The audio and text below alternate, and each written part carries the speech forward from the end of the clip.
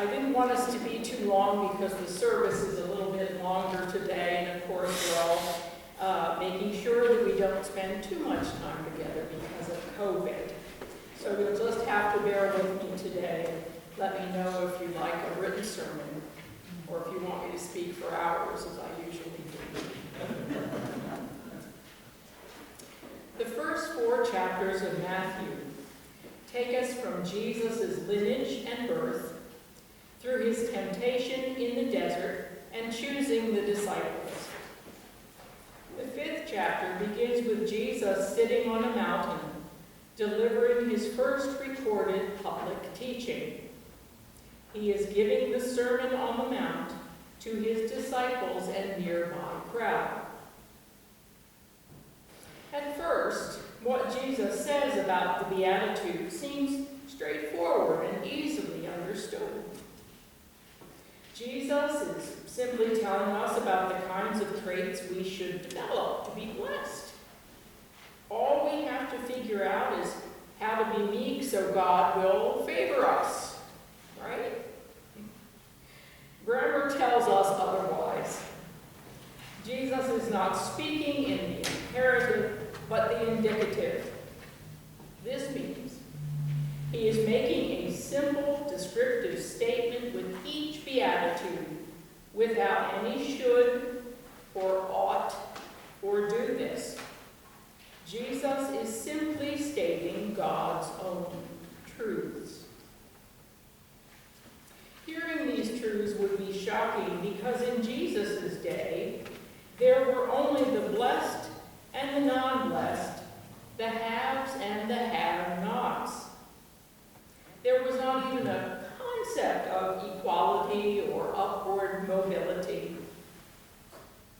People were born into one of 2 fates.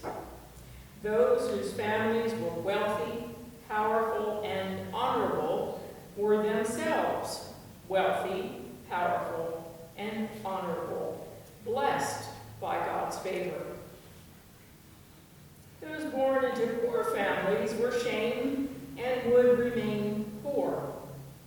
Any with handicaps or disease or the inability to care for themselves were relegated to poverty as well. Poverty meant that God did not bless you because you or your parents were shameful and did something wrong. You got what you deserve, and you can stay there. So it was. This duality compromised the worldview of the crowds and the new disciples who were listening to Jesus. His words about who is blessed were nonsensical to them. How can the poor and the meek be among God's blessed ones? The bottom of the heap with everyone else? Well, yes. Learning that God blesses all must have been a radical awakening to the disciples. How could it be that God's blessings are free and abundant, given to all out of God's mercy, compassion, and love alone? This teaching had to have been nothing short of a shifting of the disciples' very tectonic plates. Having God's blessing, as Jesus explains it in this lesson, does not mean that the loan came through, or it is a nice day, or we will be exempt from the suffering and hardships of life. But it does mean that we, all of us, are God's own, the body of Christ, the beloved of God, and a communion of saints, past, present, and future.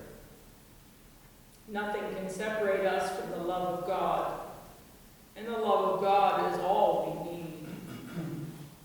Further, Jesus' Sermon on the Mount is giving us a glimpse of what the kingdom of the blessed looks like as it comes to us now and as it will be fully. Can you feel God's mercy and compassion as revealed in Jesus' words? Listen. Blessed are those who mourn,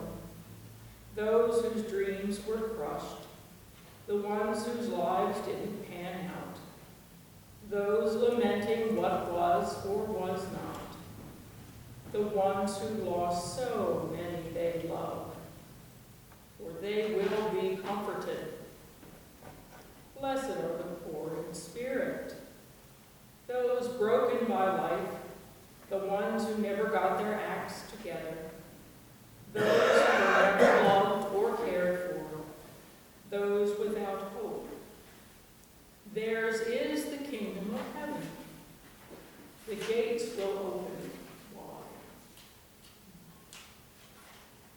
Today we remember all the saints who have traveled through those gates ahead of us, the ones we never knew and those we love but see no more. Our photos reveal our connectedness one to another in love that never ends. Our faith in the resurrected Lord tells us that they yet live just beyond our reach as the saints in the household of God we enter into our baptism. Later today, our newest Trinity member, Holly Eleanor Sykes, will be received into that household of God by virtue of her baptism. She will be recognized as God's own, as a saint of God, and heir to the kingdom. Let us keep her in prayer as she begins her most blessed Christian journey. Let us keep those we love